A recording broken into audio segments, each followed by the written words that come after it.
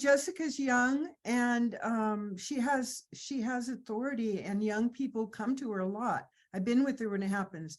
Will you disciple me? Will you disciple me? And so she's created an environment where more people can get online and have face-to-face. But how do you order your schedule for this? If the coming generation is the generation that's going to bring in the Lord, and we need to meet with them, how do you do it? How do you fit it into your life? Is it your whole life? How do you, like, literally with scheduling? And I know with Jew, her full name is, what is, Julia, right? Julia. Yeah, but it sounds like in Portuguese, Julia. Just to explain that. Because but I mean, she travels with you. I know Jessica gives her, and she's 22, I think, isn't she? 20. She's 20. 21. Come on. We love you, Jew. And she gives her a place next to her. She lets her shine. She lets her make mistakes even from the front, and she has huge successes and blessing. How have you changed your life to make it a mandate for the next generation? Yeah, I mean, I like to think it's because I'm just so cool, and people just Well, I'm so trendy, and I don't know. Here, let me put you at ease about this. I am convicted in certain areas. And I know this isn't, again, I know this isn't always the theme most people think, but like, I had a youth pastor that was not cool, but what I loved about him was he was present. He was honest.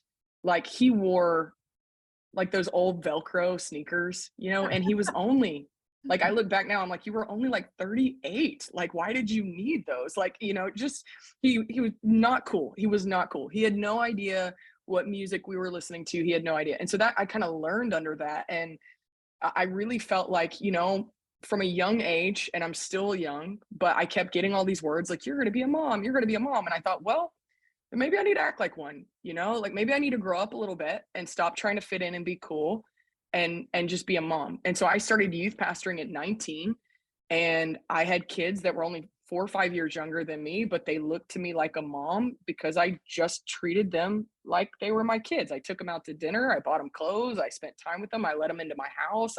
They came and, I was youth pastoring in a very low income, troubled area. So a lot of times I'm getting phone calls at 1 o'clock in the morning. Hey, mom's still not home. She must be out on a binger. Can I come to your house? Go and pick up a kid at 1 a.m. and let them come stay at the house, And so from a young age, it was really easy for me to just say, hey, just come be a part of my life.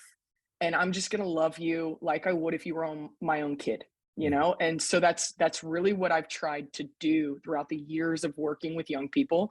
But you hit on something that I think is the primary issue. The church will definitely say discipleship needs to be a primary focus, but we're really bad at integrating that into a primary focus. Mm-hmm. So we all, Dallas Willard wrote the book, The Great O Mission, talking about discipleship. And that's really the truth. I go into environments and they're like, we love discipleship. We prioritize it. I'm like, great. What do you do? Well, we have a ministry school. Yeah. That doesn't mean you're doing discipleship. Like, do you know those kids' names even? Like, most of you don't. I was just with a ministry last month and I taught on discipleship for their leadership. It was about, about 120 maybe leaders. And I taught on discipleship, and, you could see their faces like, yeah, we're on board. And then one of the main leaders of the base gets up and goes, all right, actually, let's do this. Raise your hand to take a kid and actually start discipling them. Crickets. Nobody actually wanted to do it. And I loved this leader because he's like, I'm not leaving until we match you with a kid. And we stayed there for like an hour while they matched leaders with young generation and said, all right, gather together, pray, commit to discipling this person. Why? They would tell you they were a discipleship ministry. Right. That's what they would have told you. But none of them were actually discipling people. So I had a conversation with one of the leaders. I said, well, what's the issue? He said, well, when we've brought this up before, all of our leaders just go, I don't have time. I just don't have time. I would say this. If you don't have time, then you're not prioritizing your schedule the way Holy Spirit would actually have you prioritize your schedule. And that sounds harsh. But if discipleship is a primary value, I've learned this stuff from Michael, if it's a primary value of the kingdom, then it should become a priority in my schedule. And that might mean that some other things need to be sacrificed on the altar of my pride, what I want to build, what I thought all of these different things, the books I want to write or whatever. But I'm going to prioritize what the kingdom prioritizes. So for me, it often does mean some of the things I really wished I could do aren't getting done as fast as I would want them done. Trust me. Like, there are 10 other books in this head that aren't getting written, right? There are tons of other curriculums that aren't getting done because I'm making time. Ju actually lives with me. She's in a different season. She moved here from Brazil, so she's in the house. I don't have to make a lot of one-on-one time for her. It's natural here. But for some of the other girls and even young men that I'm pouring into in this environment, I have to etch out of my schedule and go, we're going to go spend some time together.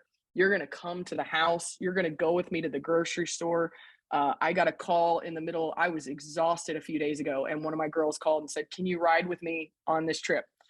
And I'm sitting there going, I absolutely do not want to do this. 100%. I don't want to do this. I want to take a nap. There's 1,000 things I want to do.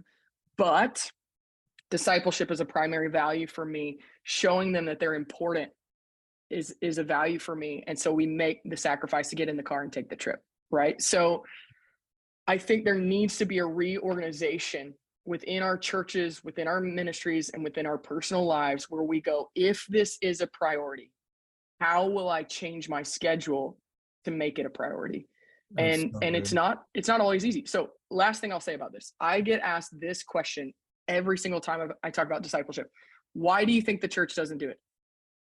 Because it's hard. Yeah. That's why we don't do it. Yeah, it's so true. And it is hard. It's not easy. It costs. It does. But it's a kingdom value.